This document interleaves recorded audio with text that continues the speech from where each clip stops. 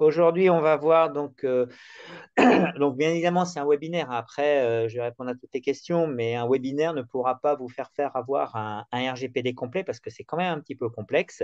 No panique, il y a pas, il y a, comment dirais-je, il n'y a pas de problème particulier, il n'y a pas de difficulté particulière si on prend dans le bon ordre.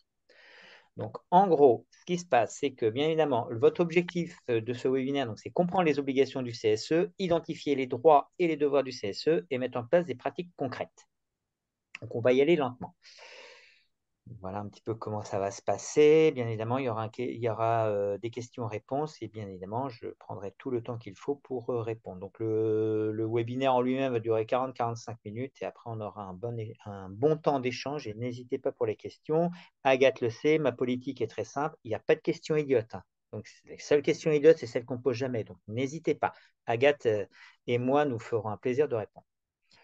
Donc, en gros, en fait, avant 2018 et le décret de 2019, il y a il y a eu d'abord la première loi de 1976 qui s'appelait le RGPD, la protection des données. Tout ça a été changé par un règlement européen entré en vigueur en 2018 qui gère l'Europe entière, quelle que soit la taille de l'entreprise, que ce soit des très grands groupes du CAC 40, un micro-entrepreneur ou un CSE, c'est exactement la même chose. En gros, il vise à protéger les données personnelles des citoyens européens. Il s'applique à toutes les organisations qui traitent les données personnelles, y compris les CSE. Donc, première règle pour un CSE, les sites doivent être hébergés en Europe et pas sur d'autres serveurs, que ce soit des serveurs aux États-Unis ou des serveurs en Asie. Il faut bien vérifier sur le site de la CNIL et uniquement le site de la CNIL.fr si jamais il y a des restrictions, etc., etc. Ce qui peut arriver. Très à la marge. Au niveau des États-Unis, tout est OK. On a le Go de l'Europe. Donc, si vous avez des sites qui sont hébergés sur des plateformes américaines, il n'y a pas de souci non plus. Donc, les activités sociales et culturelles, pardon, j'ai un peu été trop vite dans mon webinaire. J'ai fait une petite mauvaise manipulation. Désolé, autant pour moi. J'ai cliqué beaucoup trop vite. Donc, pourquoi c'est important pour les CSE? Eh bien, tout simplement parce que vous collectez d'énormément de données personnelles, aussi bien pour la défense des salariés.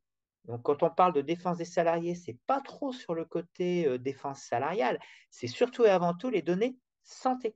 Quelqu'un qui est en inaptitude. Ah bah il y en a un ou une qui s'est remonté au CSE, qui a des problèmes, je ne sais pas moi, par exemple, de harcèlement, etc., etc. Tout ça, c'est des données personnelles. Donc, il faut faire extrêmement attention. Alors, ça ne doit pas faire de vous des paranoïaques. Ça ne doit en aucun cas entraver votre CSE, mais il doit y avoir quelques petites règles. Donc, le non-respect peut éventuellement exposer à des amendes pouvant atteindre 4% du chiffre d'affaires mondial. Ça, c'est les sanctions de la CNIL, mais ce sera l'entreprise qui sera sanctionnée. Une mise en demeure, ce qui est beaucoup plus embêtant, et surtout des injonctions de suspension de traitement. Là, ça peut être un petit peu plus compliqué. Donc, pour mettre tout le monde d'accord, on va se parler très clairement.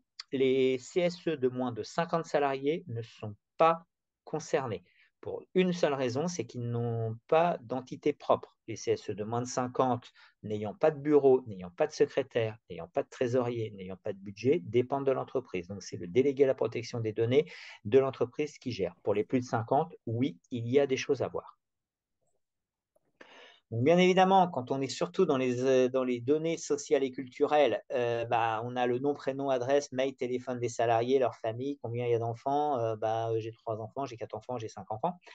Éventuellement, les informations relatives aux activités proposées, tout ce qui est participation, les paiements, etc., etc., les feuilles d'impôt, etc. Donc, ça peut être très compliqué des fois.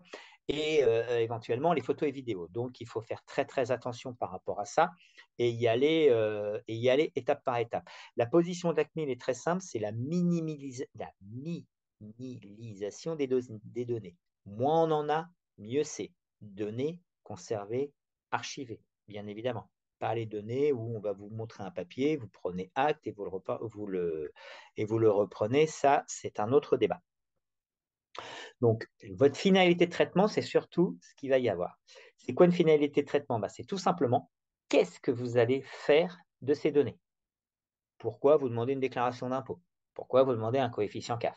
Ça sert à quoi? Ah, ça sert pour, je sais pas, bah, par exemple, éventuellement les droits des chèques vacances. Ça peut donner à des remboursements supplémentaires, etc., etc., etc. Donc, on a le droit d'en avoir, c'est pas le problème. Simplement, il faut dans le fichier dire à quoi ça sert. Donc, l'organisation et la gestion des ASC, donc l'activité sociale et culturelle, la communication avec les salariés, bah oui, on communique comment? Par mail. Le mail est une donnée personnelle. La facturation et le suivi des paiements, bah, on a le RIB de la personne, ou éventuellement on fait un chèque, mais on a quand même, quand on fait un chèque, hein, même si ça devient de plus en plus rare, on a le nom et le prénom de la personne, et ça devient automatiquement une donnée personnelle, hein. Je rappelle que le nom, prénom d'une personne est une donnée personnelle. Et la promotion des ASC, bah, c'est toujours pareil, c'est un peu comme la communication. Comment vous allez communiquer? Je fais un mailing. D'accord, le mailing, c'est des mails, donc automatiquement, c'est ça. Maintenant, si j'utilise le site intranet de l'entreprise, c'est différent. Donc, la base légale du traitement, c'est le consentement des salariés, l'exécution du contrat et l'intérêt légitime. On va y revenir tranquillement. Et bien évidemment, la durée de données. Donc, pour faire simple, le consentement des salariés, c'est qu'à ce jour, aucun CSE, sauf ceux qui sont déjà dans une démarche RGPD, ont un fichier des salariés légal. Pourquoi? Parce qu'en fait, dans 90% des cas, c'est l'employeur qui fournit les données. Or, ce n'est pas bon. Il faut supprimer ce fichier. Je vous expliquerai après un petit peu plus tard dans le webinaire comment le supprimer. C'est enfantin. Il n'y a pas de trop de difficultés techniques. C'est redemander à l'entreprise, soit via le délégué à la protection des données, appelé DPO pour Object, hein, c'est délégué à la protection des objets, ça c'est un acronyme américain, soit on passe par la RH en disant à partir de maintenant, le fichier est détruit. Et à ce moment-là, c'est aux salariés à vous contacter via vos propres procédures. Comment est-ce que vous allez collecter les traitements, tout ça dans votre fichier de traitement. Et à ce moment-là, vous aurez le consentement explicite. Le consentement des salariés est donné. Alors, il n'est pas vraiment intéressant et préférable d'un point de vue de la CNIL de faire ce qu'on appelle l'intérêt légitime. Et l'intérêt légitime, c'est tout simplement la durée de données, de conservation des données. Il est mieux pour les CSE, c'est de redemander une fois par an, qu'on est bien d'accord, qu'on approuve bien les données, et après, ça se passe bien. Et l'exécution d'un contrat, bah, l'inscription à une activité, bah oui, je m'inscris, donc moi, c'est monsieur Untel, j'ai 3 enfants, j'ai une femme, je vis avec, etc. Donc ça, ce sont des données où il faut être paranoïaque. Paranoïaque dans le sens où il faut faire attention, mais en aucun cas, ça ne doit entraver vos données, et ça n'a jamais entravé les données pour les CSE avec qui je travaille, par exemple. La sécurité, alors là, il faut pas rigoler il faut pas rigoler du tout. En ce moment, il y a énormément de données qui sont diffusées à droite à gauche. On a encore eu les 33 millions de la mutuelle. Bon, est-ce que ça doit faire de vous des informaticiens experts? Non. Mon ordinateur, il ne conserve aucune donnée. C'est un disque externe sur lequel j'ai le fichier des salariés. Le disque externe, il est dans l'armoire qui est fermée à clé, dans le coffre du CSE, et le coffre du CSE est inifugé. Ça suffit. Il n'y a pas besoin d'aller chercher midi à 14 heures. Plus c'est simple, plus c'est efficace. Donc, un petit disque dur externe en USB, je branche ça soit sur le PC de l'entreprise, soit sur le PC du CSE, ça dépend comment vous l'avez. Une fois que j'ai fini d'accéder à mes données qui sont sur mon disque dur externe, je débranche le disque, je le mets dans le coffre. Il n'y a que le secrétaire, le trésorier qui ont accès. Enfin, ça, c'est le CSE qui détermine son habilitation et tout va bien. Les droits des salariés, attention, ils ont bien un droit d'accès à leurs données, de rectificatif, de les supprimer et de s'opposer à leur traitement. Alors, droit d'accès à leurs données, de les rectifier, bah, oui, j'ai changé d'adresse, j'ai changé de mail, j'ai un enfant en plus, bah, mon enfant, il a plus de 16 ans, règle de l'URSSAF, il rentre plus dedans. Ça, c'est des possibilités. Les supprimer, même chose. S'opposer à leur traitement, bah, ce n'est pas un problème sur un CSE. Si le salarié s'oppose à leur traitement, il n'est plus dans la base. S'il n'est plus dans la base, il n'a plus d'œuvre sociale. Ce n'est pas plus compliqué que ça. Donc, ce n'est pas la peine de stresser non plus. Ça ne doit pas faire de vous des paranoïaques. Oh, j'ai un salarié qui est parti et tout. C'est pas grave, il est parti dans l'enregistre de traitement, suppression des données. Je vous expliquerai un petit peu plus tard comment est-ce qu'on le supprime. C'est pas compliqué non plus et tout va bien. No stress. La défense, alors c'est vrai que quand on aborde la partie défense des salariés, c'est un petit peu plus compliqué.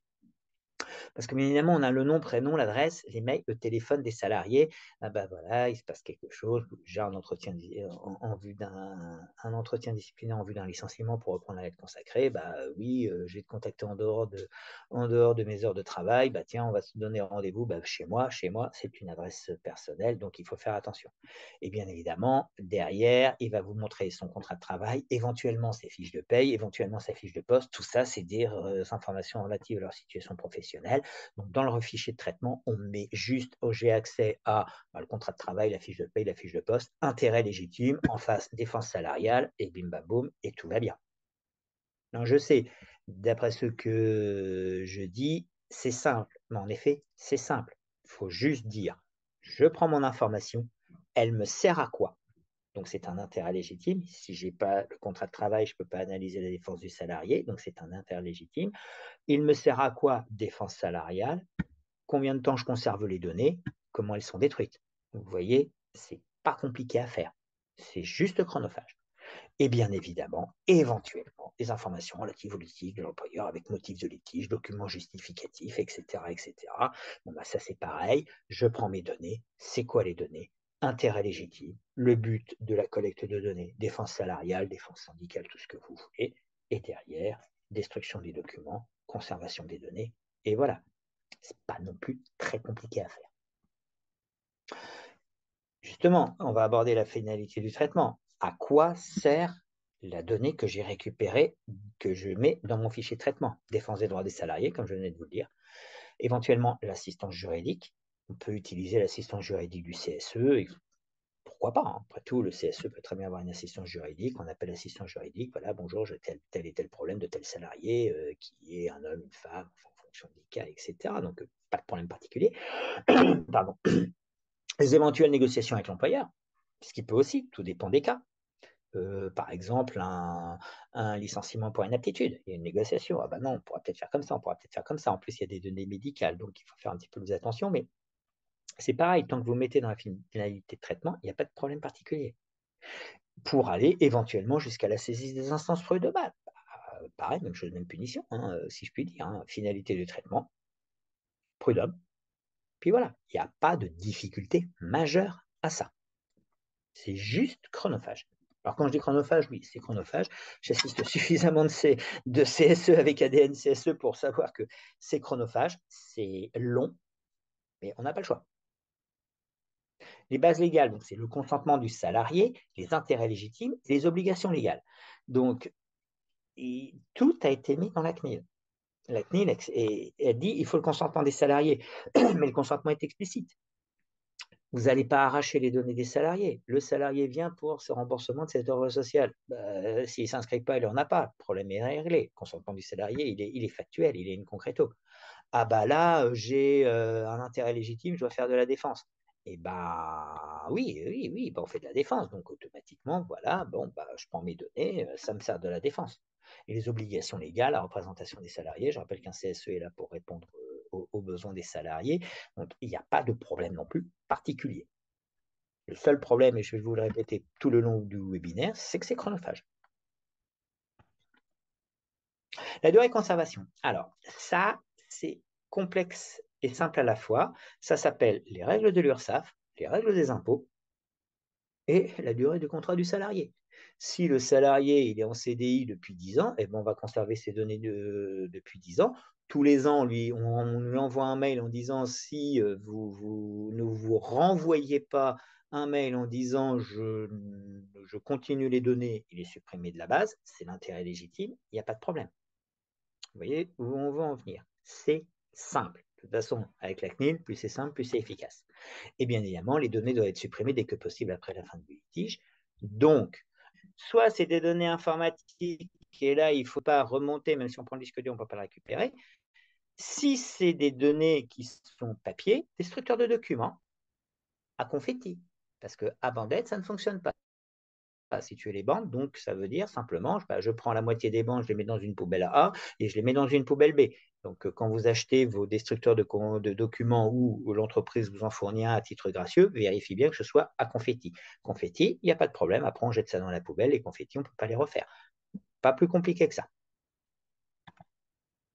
Et la sécurité des données, donc comme je disais, on doit mettre en place des mesures de sécurité. On va aborder, je vous ai développé un petit parti pour la sécurité des données en plus. Donc, elles sont techniques et organisationnelles pour protéger les données. Donc, les données, elles sont à l'ensemble du CSE. Donc, chaque membre du CSE titulaire et suppléant est habilité. Après, ce qui est courant chez les CSE, c'est en fonction de tout simplement ce que les élus demandent, ce que les élus disent, bon ben voilà, moi je suis intéressé par telle et telle partie, et ben on fait les accréditations comme ça. Quelqu'un qui est en défense salariale, on lui donne les défenses salariales. Quelqu'un qui dit, oh, la défense salariale, ça me gonfle, je n'ai pas envie de le faire, moi c'est les œuvres sociales, et ben on va lui donner les œuvres sociales, tout simplement.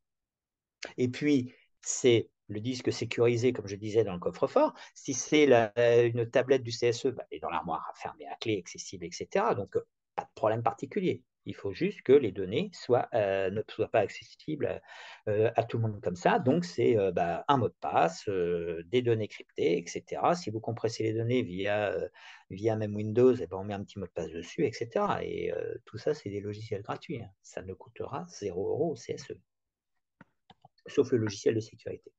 Par contre, si ce n'est pas ça, bah, ça peut aller jusqu'à une amende de 20 millions d'euros ou 4% du chiffre d'affaires annuel. La CNIL va juste voir le volume. Alors pour un CSE de 70 salariés, bien évidemment, on ne va pas aller à 20 millions d'euros d'amende, mais bon, le tir va quand même être là. Des mesures correctives, injonction de se mettre en conformité, suspension du traitement des données, surtout pour les données de santé. Si vous hébergez ça sur un serveur Internet, il faut qu'il soit en données, il faut que le serveur soit en données sécurisées et tout. Il faut que vous fassiez une analyse d'impact. Il faut que ce soit, s'il y a 3 points qui ne correspondent pas par rapport aux prérequis, au référentiel de la CNIL, il faut demander l'autorisation à la CNIL. Donc, le mieux, c'est de ne pas en mettre sur le site Internet. Hein, gardez ça directement au chaud sur votre ordinateur et comme ça, vous n'aurez pas tous ces petits problèmes. Et éventuellement, des dommages et intérêts, actions en justice intentées par les personnes dont les données ont été compromises. Ça arrive de plus en plus, donc méfiance là-dessus. Mais franchement, vous avez un disque dur externe qui est dans l'armoire du CSE, fermé à clé, dans le local du CSE, fermé à clé, dans le coffre-fort du CSE, fermé à clé inifugée. Bon, voilà, ça ne fait pas de vous des super informaticiens, vous n'avez pas la puissance d'une entreprise pour avoir des serveurs, des pare-feux et autres bastions et tout, mais ces 3 mises en garde-là, ça résout 99% des problèmes. Il faut juste que ce ne soit pas ouvert à tout. Le RGPD, oui, est un enjeu majeur du CSE parce qu'il est obligatoire. Et les sanctions importantes peuvent être appliquées en cas de non-respect. Attention, si le RGPD n'est pas conforme, l'employeur peut faire de la restriction d'information, et là, il ne faudra pas aller chercher le délit d'entrave. L'employeur va dire à l'inspection du travail, ce n'est pas un délit d'entrave, c'est que le RGPD n'est pas respecté. Ah, d'accord, voilà, problème réglé. Donc, vous n'aurez pas les informations, surtout des données de santé et tout. Et arrivé là, vous allez vous trouver, entre guillemets, chocolat, parce que, oui, on fait comment et tout, parce que je n'ai pas de fichier de données. C'est arrivé à un CSE que j'ai géré. Donc, vos obligations. Il vous faut une désignation d'un responsable de traitement. Donc ça, c'est ce qu'on appelle un délégué à la protection des données. Donc soit c'est un membre du CSE, soit c'est un salarié de l'entreprise, sous réserve qu'il soit neutre et indépendant. Très important, neutre et indépendant. Donc si c'est le délégué à la protection des données de l'entreprise, automatiquement, de facto, il devra être neutre et indépendant vers l'entreprise. En 99%, c'est le cas.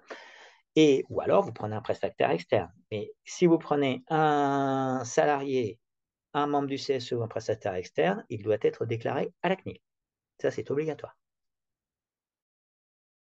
Tout ça, c'est bien pour les CSE de plus de 50 salariés. Les CSE de moins de 50 salariés, n'ayant pas une entité propre, sont sous la responsabilité de l'employeur. Donc là-dessus, no stress non plus. Après, bien évidemment, le RGPD impose au CSE de mettre en place des mesures de sécurité technique et organisationnelle pour protéger les données personnelles. Donc, ça inclut le décryptage des données. Donc là, il y a tous les logiciels de cryptage, PGP, etc. J'en passe et des meilleurs. Le contrôle d'accès. Qui a accès aux données, comme je disais tout à l'heure? Qui a accès aux données? Quelles données sont fournies à telle et telle personne? comment est-ce que je fais mes contrôles et comment est-ce que je fais mes audits de sécurité. Parce que le CSE, normalement, va faire un audit de sécurité. Donc, derrière ce mot barbare, surtout en membre de comment dire, entre membres de CSE, pareil, no stress. Il y a Alain, lui, c'est les œuvres sociales, donc ça y est, c'est vite fait, lui, il n'a droit qu'aux œuvres sociales, entre guillemets. Mathieu, non, Mathieu, lui, c'est la santé sécurité au travail. On va donner à Mathieu la santé sécurité au travail. Puis on a Agathe, petit clin d'œil à notre animatrice Agathe, elle, c'est la défense salariale. On va les donner de défense salariale. Puis il n'y a pas de problème non plus. C'est juste un contrôle d'accès dans mon fichier de traitement qui a accès à quoi. Et la sensibilisation des élus au risque du CSE de la sécurité. Donc pour ça, c'est très simple. Il n'y a pas besoin de chercher midi à 14h. La CNIL a fait un magnifique mock du RGPD qui est gratuit, que j'invite tout le monde à faire. De mémoire, il doit durer 6-8 heures. Et après, vous avez le mock de l'ANSSI. L'ANSSI, c'est l'Agence nationale Agence nationale des services et de sécurité d'ingénierie informatique, le MOC, M-O-O-C, ANSI, A-N-2-S-I, et vous avez un MOC qui doit de mémoire faire 35 heures, qui est totalement gratuit avec une petite certification, et vous avez tout simplement la sensibilisation au risque de sécurité. Donc l'État a tout prévu, tout est gratuit. Il faut juste prendre le temps. Il faut juste prendre le temps de le faire. Je donne les bons mots dans le bon sens. Le cryptage des données, donc c'est des données qui permettent de les rendre illisibles. Donc ça, c'est pas compliqué. À une époque, on avait beaucoup du style des PGP, etc. Maintenant, il y a d'autres systèmes qui sont tout aussi efficaces. Vous avez tout sur Internet.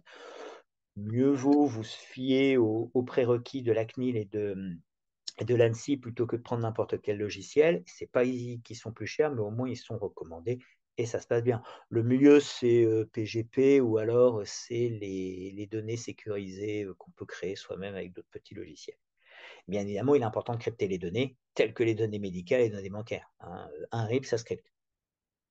Quelqu'un qui vient vous voir parce que voilà, Monsieur Durand Arnaud a un problème ergonomique, il doit avoir un fauteuil, il doit avoir ci, ça, il a une tendinopathie, etc., etc. Il vient vous voir, il vous donne les données, je rentre dans le fichier, je traite mon fichier. Il faut que ce soit un réflexe. Après, bien évidemment, il y a plein de solutions de cryptage et bien évidemment, il est important de choisir une solution adaptée aux besoins de CSE, bien évidemment, mais ça, vous le savez mieux que moi. Donc, c'est pas très compliqué, il faut juste prendre le temps et d'aller voir plusieurs personnes, plusieurs concurrents, si on peut le dire, et puis comme ça va bien se passer. Après, c'est le contrôle d'accès. Donc, comme je vous disais tout à l'heure, le contrôle d'accès, c'est important. C'est qui a accès. Donc, le contrôle d'accès aux données permet de limiter l'accès aux personnes dont on a besoin. Dans mon exemple, entre Arnaud, Agathe et puis Denis, il est important de mettre en place des règles d'accès strictes et de les faire respecter. Tu n'as pas respecté les données, tu es sanctionné au niveau du CSE. Alors, les sanctions, ça c'est à vous de les inventer. Soit tu n'as plus accès à rien, soit tu es... Voilà, ça c'est vous, mais il faut des règles strictes. Et légalement, important de sensibiliser, bien évidemment, les élus au risque de sécuriser leurs données et les moyens de protéger les données. Il suffit juste de regarder l'actualité. Grosse mutuelle, grand groupe mutuel, 33 millions de données passées. Il y a eu encore un hôpital dernièrement. Si on reprend les exemples, Marseille, Strasbourg, un hôpital en Allemagne, pour ne prendre que les trucs les plus comment dirais-je, connus. Il y a eu les hôpitaux, même à Rouen, ils sont tombés. Il y a eu les conseils départementaux et tout. On est à l'abri de rien. Donc, on remet les phrases dans le contexte, je veux dire, nous sommes un CSE, j'ai un CSE de 300, 400, 500, 600 personnes, j'ai un PC, le PC il est dans l'armoire du CSE, il est fermé à clé. L'armoire elle est fermée à clé, point final. J'ai un disque dur sur lequel j'ai tout qui est crypté, le disque il est directement dans le coffre-fort du CSE. C'est pas plus compliqué, c'est juste une règle drastique. Si vous le faites, on ne pourra pas dire que vous n'avez pas fait des efforts. Donc après, moi, je ne suis pas juriste de la CNIL, mais bon, ils diront, oui, vous êtes un CSE, vous avez fait tout ce qu'il fallait. Votre armoire a été, votre porte a été défoncée, donc il y a effraction. Votre armoire a été fracturée, le coffre a été volé. Bon, là, vous n'y êtes pour rien. Donc, si vous faites ça comme ça va aller. Si vous ne faites rien et que vous laissez tout à tout va, etc., là, les ennuis commencent. Donc, sur les mesures, les mises en place des mesures de sécurité, il faut avoir un gros point de vigilance. Et bien évidemment, il faut de la sensibilisation. Alors, sensibiliser, vous êtes des élus, où vous allez avoir des personnes qui sont des élus hein, pour les formateurs. Donc, effectivement, il y a des formations qui peuvent être organisées. Attention aussi à la neutralité. Il ne faut pas non plus s'y méfier dans le CSE, la CNIL a horreur de ça.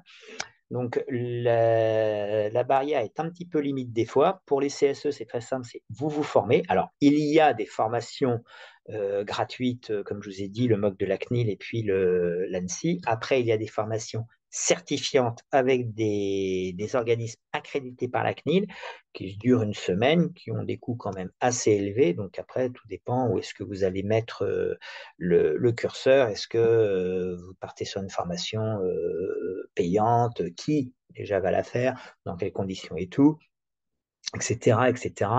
Vous pouvez aussi vous appuyer sur les DSI et les informaticiens des structures, hein, des entreprises sur lesquelles vous êtes ou où vous intervenez, qui eux peuvent expliquer. Je pense à une entreprise que j'ai faite dernièrement où ils avaient toute la sécurité. Bon, le risque zéro n'existe pas, mais l'informaticien et son supérieur étaient prêts à aider le CSE en disant, bon, on va faire comme ça, nous, on peut vous conseiller tous les logiciels, en plus, ils sont agréés, etc.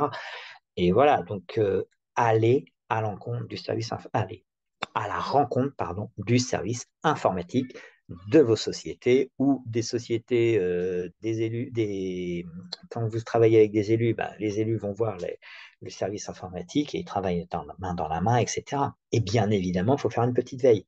Hein, bien évidemment, il faut mettre à jour les élus sur les nouvelles menaces, les bonnes pratiques en matière de sécurité. Donc, pareil, il n'y a pas besoin de stresser, il n'y a pas besoin de faire une veille réglementaire à 7 000 € avec des alertes toutes les 4 heures. Le site de la CNIL donne toutes les informations possibles et imaginables. Le site de l'ANSSI, l'Agence nationale des services informatiques et ingénierie informatique, donne, etc. Et voilà, donc dans ces cas-là, ça se fait tout seul et ça s'organise tout seul. Il ne faut pas stresser là-dessus. D'accord?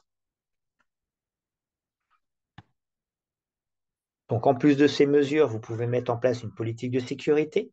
Donc ça, la politique de sécurité, bah, c'est comment est-ce que vous allez mettre les données, dans quel filtre vous allez les mettre. Au fur et à mesure, les données vont être de plus en plus sécurisées. La réalisation d'audits de sécurité. Alors, là, il faut faire attention parce que effectivement, vous êtes en droit de mettre de la réalisation d'audits de sécurité. Bon, si c'est des CSE, vous ne savez pas les faire, donc appuyez-vous sur le service informatique, bien évidemment. Ensuite, vous pouvez aussi demander de l'aide à l'ANSSI sur les protocoles, comment est-ce qu'on crée un audit de sécurité. Donc là, il y a tout ce qu'il faut. En revanche, vous avez un site Internet. Eh ben, c'est un prestataire, donc c'est votre sous-traitant, donc à vous de lui dire, bah oui, mais les données de sécurité, les données personnelles, c'est mis comment? Comment est-ce qu'on met ça en route? Comment est-ce qu'on fait un audit? Bon, ben voilà, vous êtes le site de la société Toto. Ben nous, on a certaines données. Comment est votre serveur? Est-ce qu'il est sécurisé? Est-ce qu'il est HDS? Est-ce que vous avez bien votre RGPD? Est-ce que vous avez fait votre analyse d'impact? Sinon, on ne prend pas la prestation. Normalement, si on fait vraiment, on suit vraiment les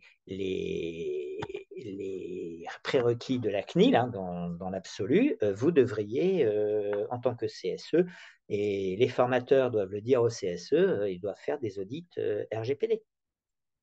Donc, il y a les DPO savent le faire, hein, ça, il n'y a pas de souci. Hein, entre guillemets, c'est pas l'enfance de l'art, mais c'est vraiment la base d'un métier de DPO. C'est pas uniquement faire le fichier de traitement, c'est qu'il fait des veilles réglementaires, il fait des audits, il fait des analyses d'impact, il fait même des tests d'intrusion de temps en temps. Il peut aussi faire des tests d'intrusion. Il est formé pour. Alors, test d'intrusion ne veut pas dire, mais évidemment, du hacking. Alors, c'est ce qu'on va appeler le hacking éthique. C'est-à-dire que vous allez dire à votre prestataire, nous, on va faire un test d'intrusion pour vérifier que c'est correct à nos exigences. Quand est-ce qu'il va avoir lieu? Ça ne vous regarde pas. Comment est-ce qu'on va le faire? Ça ne vous regarde pas. Les grandes sociétés, les grands groupes le font. Je peux vous citer une société qui le fait à titre informatif, c'est Westican, qui est basé sur de hacking éthique, où là, les sociétés mettent des solutions, mettent des sites Internet en ligne en disant vous nous les hackez pour vérifier les failles. Dans l'absolu, un CSE peut faire la même chose. Bien évidemment, toute proportion gardée, vous n'avez pas la puissance de feu de 10 millions d'euros d'un grand groupe, vous êtes un CSE avec un budget de fonctionnement réduit, restreint, donc il faut adapter votre sécurité informatique et vos ambitions informatiques de sécurité RGPD à vos budgets, c'est l'évidence même. Mais dans le principe, on en est là. C'est exactement la même chose. Et après, il faut mettre en place la mesure de sécurité essentielle pour protéger les données personnelles des salariés pour respecter le RGPD.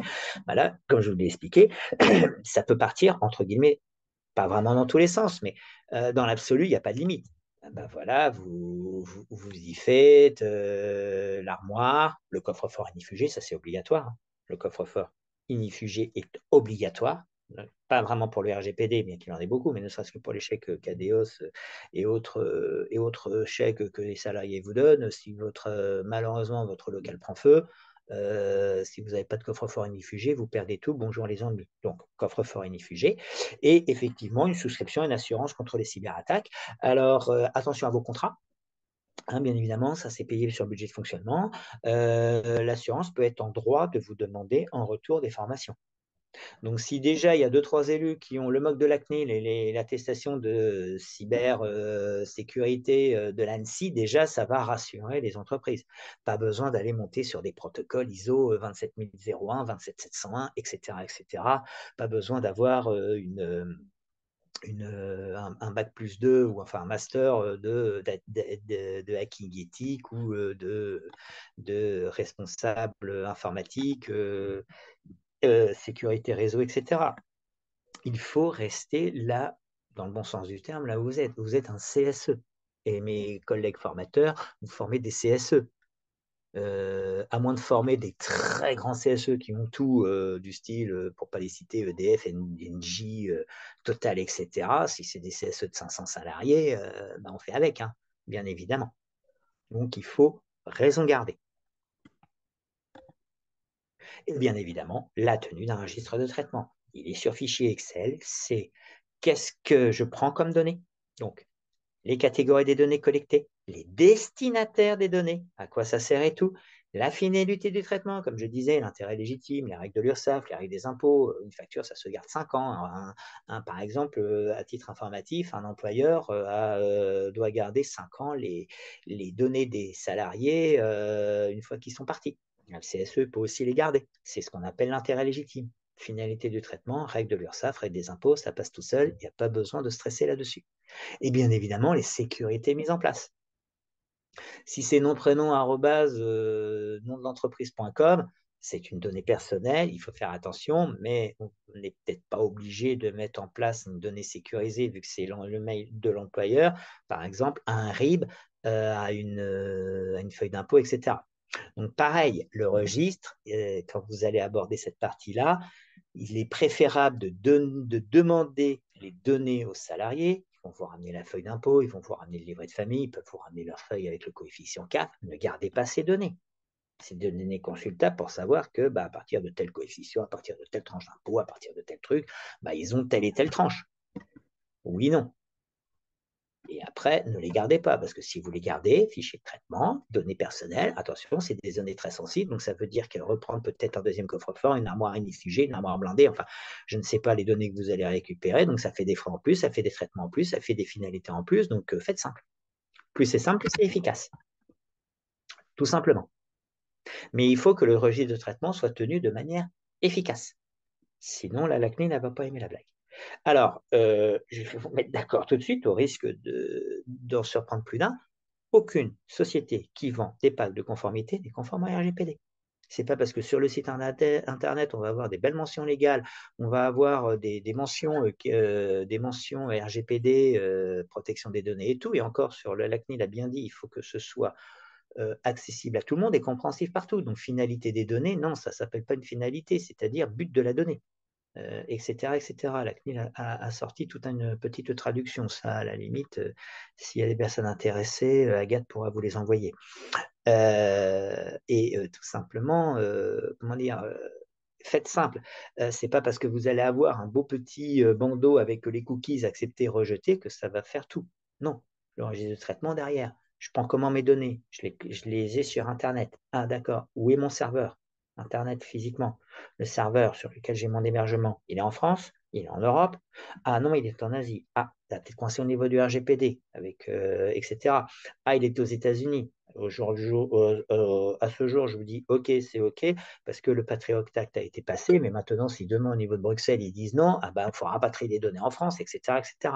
Donc, faites simple. Il faut que vous soyez exactement sûr de où sont vos données, comment est-ce qu'elles sont catégorisées, c'est quoi mes finalités de traitement, c'est quoi mes protocoles de sécurité, c'est quoi mes protocoles de suppression des données. Ah bah c'est super, j'ai un logiciel qui me fait ça en 5 ou 7 passes militaires, je suis bien. J'ai mon destructeur de documents à confetti. Une fois que c'est fait, je prends les confettis. En plus, je mets en 2 poubelles. J'exagère un petit peu. Je mets 2 poubelles. Je mets ça dans deux poubelles à destruction et j'envoie ça après à la poubelle. Il n'y a pas de problème. Plutôt que de laisser les feuilles à tout vent, comme malheureusement on voit dans certains CSE. Et bien évidemment, les informations des salariés et recueil du consentement. Donc, le CSE doit informer les salariés des traitements des données qu'il effectue. Pourquoi j'ai besoin de cette donnée-là pour les offres sociales, pour la défense, etc., etc. Cette information doit être claire, transparente et accessible. Et bien évidemment, on recueille le consentement explicite pour certains traitements, tels que l'envoi de communication électronique, etc., etc. Donc, normalement, il t'a redemandé chaque année. Mais c'est pareil, un petit mail, à tous les salariés sur votre fichier, sans réponse de vous dans un délai d'1 mois, vous êtes supprimé. Alors pour vous, ça peut être embêtant parce qu'il va falloir refaire les choses. Mais si on veut vraiment être dans l'absolu, c'est comme ça qu'il faut faire, parce que le consentement légitime, le temps de la durée du contrat du salarié, il y a peut-être des choses qui changent, le salarié peut changer d'avis. Faites simple, c'est à eux à revenir. En plus, ça vous fait une communication et vous voyez les salariés, vous faites une pierre trois coups. Et enfin, identifier les droits des salariés. Les salariés ont le droit d'accéder à leurs données, de les rectifier, de les supprimer, d'opposer le traitement. Je vais en permanence CSE, j'ai plus envie, je sais pas, moi je vais me séparer de ma compagne, voilà, donc on sépare, on supprime les données. Il faut les supprimer, mais c'est pas en faisant clic corbeille. C'est vraiment, je supprime la donnée. Comment est-ce que je la supprime? Dans mon fichier de traitement, la donnée, monsieur Untel est venu me demander telle suppression des données, clac, clac, clac, clac, clac. Et sur les données de santé, c'est 8 jours. Sur toute autre donnée, c'est 30. Les données de santé, c'est 8 jours. La CNIL se base sur le protocole de la santé publique, donc vous avez 8 jours pour effacer une donnée. Sinon, le salarié peut saisir la CNIL et là, bonjour les ennuis. Donc, une fois qu'on a compris ça, c'est assez simple. Un salarié vient nous demander une donnée de santé, j'ai 8 jours pour la retirer, j'ai 8 jours pour la retirer. Et là, on va compter en jour ouvrable au jour ouvré. 8 jours, c'est 8 jours. 30 jours pour répondre, 30 jours pour répondre. Et bien évidemment, ils ont également le droit de limiter le traitement à leurs données, à leur demander la portabilité de leurs données. Bah, on leur suit. Alors, rassurez-vous, c'est dû à la marge. Ce n'est pas parce que je dis tout ça que ça y est, c'est bon, ça va compliquer les choses. Non, c'est simple. Vous suivez la vie des salariés. S'il y en a qui ne viennent pas vous voir pendant 10 ans, bah, ils ne viennent pas vous voir pendant 10 ans. Mais voilà, mais tous les ans, vous leur envoyez tout ça.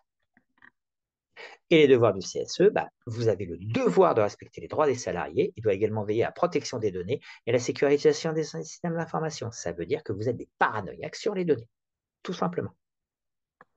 Mettre en place des pratiques concrètes. Donc, on sensibilise. Idéalement parlant, c'est que tous les élus fassent la formation du MOC de la CNIL. En plus, elle est gratuite. Sensibiliser les élus aux risques liés au traitement des données personnelles, bah, ça peut être intéressant de faire le MOC de la cybersécurité. Et les formations peuvent être organisées. Les formations, il faut toujours vérifier que l'organisme de formation, que ce soit Toto Tatatiti, soit certifié par la CNIL. Bientôt, ils vont avoir des agréments par le COFRAC. Ça, c'est la nouvelle procédure. Mais pour l'instant, je vais sur le site de la CNIL, je regarde quel organisme est certifié CNIL. Certifié CNIL, je peux prendre la formation, je peux la payer. Et je suis tranquille et je suis dans les clous de la loi. Et enfin, mettre en place des procédures internes. Donc, vous devez mettre en place des procédures internes pour garantir le respect du RGPD, procédure de recueil de consentement, procédure de gestion des demandes d'accès et de rectification et une procédure de notification des incidents de sécurité. Ah bah la porte elle était ouverte, j'ai oublié de fermer la porte de lequel CSE. L'erreur humaine ça arrive, je le mets dans mon fichier. Ah, le cas le plus flagrant qui arrive. Ah zut, dans ma lettre d'information, j'ai oublié de mettre les mails en copie invisible où il y a eu un problème de serveur, toutes les copies sont visibles. Tout de suite, j'envoie un mail d'excuses et puis je mets procédure de sécurité, bug informatique, etc., etc. Et puis on vérifie. Et puis voilà. L'erreur est humaine, hein, mais ne pas la dire n'est pas dans le RGPD. Et enfin, utiliser des outils sécurisés, des logiciels de gestion des données, des services de cryptage et des services de cloud sécurisés, tous en Europe, hein, pas besoin de dire pourquoi, etc., etc. Et puis tout va bien. et éventuellement la consultation d'un expert, des NCSE en a, donc il n'y a pas de problème, rapprochez-vous d'eux. Hein, mes collègues et moi-même, on se fera un plaisir de vous répondre. Et si vous avez des doutes sur le respect du RGPD, sinon, les meilleurs experts, ils se situent à la CNIL, tout simplement, cnil.fr. Et en conclusion, c'est une obligation pour tous les CSE à partir de 50 salariés, et c'est en appropriant les bonnes pratiques que les élus peuvent garantir la protection des données des salariés et contribuer à une image de confiance de l'entreprise. Voilà pour ce petit webinaire. Et Agathe, juste un petit clin d'œil, il est 15 piles. On ne pouvait pas faire plus parfait Voilà. d'un point de Je vue délai et respect du timing. Bravo. Merci, merci. Je suis tout oui pour les questions. Vas-y, je Oui, t'écoute. alors on va pouvoir du coup y passer sur la phase question. Donc on avait un participant qui a posé la question suivante dans l'onglet discussion. Est-il possible d'avoir un suppléant ou un adjoint du responsable de RGPD en cas de son absence? C'est oui, combien de temps après combien de temps d'absence, pardon. Alors, normalement, le CSE est responsable complet du RGPD. Le responsable du traitement, c'est toujours, toujours, toujours le secrétaire. Ça peut être le secrétaire adjoint qui prend de facto. Donc, en fait, on en met un adjoint dans le règlement du CSE. On dit en cas d'absence, il prend de facto. C'est l'esprit. Ou alors, si le secrétaire adjoint ne se sent pas apte, le secrétaire, parce que de toute façon, c'est sur lui que ça va retomber, et la personne qui dit moi, en tant, je veux bien être suppléant, font tous les deux la formation et c'est de facto. Après, le délai, ça va dépendre en fait entre le temps d'absence et le temps de retour. Il y a eu combien de temps déjà? 8 jours ou 6 mois. 6 mois fois remplaçant, 8 jours, ça passe. Et c'est pas parce que le responsable de traitement n'est pas là que ça ne va pas tourner. Le responsable de traitement, il est juste responsable devant la CNIL du fichier de traitement et des procédures. Mais si les process sont bien mis en place, il y a un bon règlement du CSE sur le RGPD, il ne devrait pas y avoir trop de problèmes. C'est un peu l'esprit. Rappelez-vous la règle simple, plus c'est simple, plus c'est efficace. Donc, évitez de monter des usines à gaz. Donc, évitez de monter des usines à gaz. Ça, c'est un petit peu le défaut de tout le monde, moi le premier. Et faites dans ces cas-là simple. Le responsable de traitement, c'est le secrétaire. Il y a un adjoint. Tout le CSE est formé, RGPD, etc. On sait, en cas d'accident, on en revient au secrétaire. Et puis, le responsable de traitement n'est pas là, mais il n'est pas là pourquoi? Il est à l'hôpital ou il est en vacances. Il peut peut-être répondre. C'est un peu l'esprit, si ça répond à la question. Merci Raphaël. Est-ce que c'est clair Avec plaisir. pour vous du coup? Oui, merci. Avec plaisir. Une autre question? Alors, nous avons une question de Vicky. Comment mettre en place la RGPD? Qui peut la consulter? Les élus, délégués syndicaux, non élus au sein du CSE? Uniquement le CSE. Et le CSE, c'est quoi? C'est le président du CSE, la délégation de l'employeur, l'intégralité des élus, titulaires, suppléants, les délégués syndicaux le registre de traitement, mais eux, ils ont leur RGPD syndicaux, le médecin du travail, le contrôleur de la CARSAT, l'inspecteur du travail et le référent santé sécurité au travail, appelé aussi salarié désigné compétent, dit aussi le responsable de sécurité. Les non-élus n'y ont pas accès. Ils n'y ont pas accès, mais ils peuvent juste demander le droit d'accès aux rectifications des données, modifications des données, tout simplement. Il y avait une autre question, je crois. Oui, il y avait une autre question de Cédric. Nous travaillons actuellement sur un projet d'enregistrement des réunions CSE. Comment remplir le registre des activités de traitement? On enregistre les données. Elles sont enregistrées comment? Est-ce que c'est le CSE qui le gère de lui-même? C'est-à-dire il y a un enregistreur. Est-ce que c'est une société extérieure? Est-ce que c'est quelqu'un de la société extérieure qui vient faire de la sténodactylo? Est-ce que l'enregistrement est envoyé à la société? Dans ces cas-là, si c'est interne à la société, au CSE, fichier de traitement classique, vu que le CSE est une réunion privée de facto avec un accord de l'employeur, il n'y a pas de problème. Si c'est une société extérieure et que la personne vienne, dans son fichier de traitement, il faut se mettre en relation avec le délégué à la protection des données de la société et de dire, voilà, elle le fait en temps réel, on corrige les fautes, on envoie, c'est supprimé. Maintenant, si c'est des bandes, si c'est le CSE, combien de temps sont archivées les bandes? Quelle est la procédure de destruction des bandes dans le fichier de traitement? Et même chose pour la société. comment est-ce qu'on gère. Donc, c'est pour ça, au niveau des enregistrements des traitements, c'est bien d'enregistrer, pourquoi pas. Ça, c'est un phénomène c'est une procédure qui est assez courante. Mais dans ces cas-là, il faut se mettre en relation avec votre sous-traitant et lui dire, vous allez sous-traiter nos données, c'est bien de nous faire un tarif, mais nous, on a un cahier des charges, on est RGPD, c'est quoi votre process, c'est quoi votre procédure, c'est quoi vos données, comment est-ce qu'elles sont numérisées, comment est-ce qu'elles sont conservées, comment est-ce qu'elles sont archivées, comment est-ce qu'elles sont détruites. C'est vous qui allez l'interroger, et s'il ne répond pas, next, et on passe à un suivant, pour répondre à la question. Merci, Raphaël. Avec plaisir. Avez-vous d'autres questions à poser à notre intervenant? Moi, j'ai une question. Bien sûr, je vous écoute. Concernant les entreprises de moins de 50 salariés, Oui, donc c'est pas nous qui gérons non, les parce que RGPD, non, mais c'est l'employeur. c'est l'employeur. Mais après, il faut qu'il gère comment eux, exactement? Ah bah là, il doit Dans avoir un le... délégué à la protection des données et c'est lui qui va faire le boulot. D'accord, c'est lui qui gère tout ça. Voilà. Pourquoi les moins de 50 ne sont pas assujettis? Parce que tout simplement, vous n'avez pas d'existence légale dans la mesure où vous n'avez pas de secrétaire, vous n'avez Ah pas de ouais, c'est ça, ouais. trésorier et vous n'avez pas de budget. Donc, d'un point de vue de CNIL, vous n'existez pas en tant qu'entité indépendante. Vous appartenez à l'entreprise. Parce que les moins de 50 salariés, rappelez-vous, vous ne gérez rien. Vous êtes juste là, entre guillemets, bien évidemment, dans le bon sens du terme, mais vous avez le rôle de délégué du personnel et puis un petit peu du CHSCT, mais vous ne gérez pas les œuvres sociales. C'est l'employeur qui les gère. Donc, c'est à lui à se débrouiller. Ok, donc c'est eux qui gèrent leurs données comme ils veulent. C'est eux qui gèrent leurs données comme ils veulent, et en cas de fuite de données, c'est l'employeur qui va prendre. Après, bien évidemment, dans le cadre de l'entente et du dialogue social, bien rappeler à l'employeur que il y a des obligations de protection des données, et ça, c'est tout le dialogue social derrière. Mais vous, comme vous êtes un CSE de moins de 50, aucun problème à ça.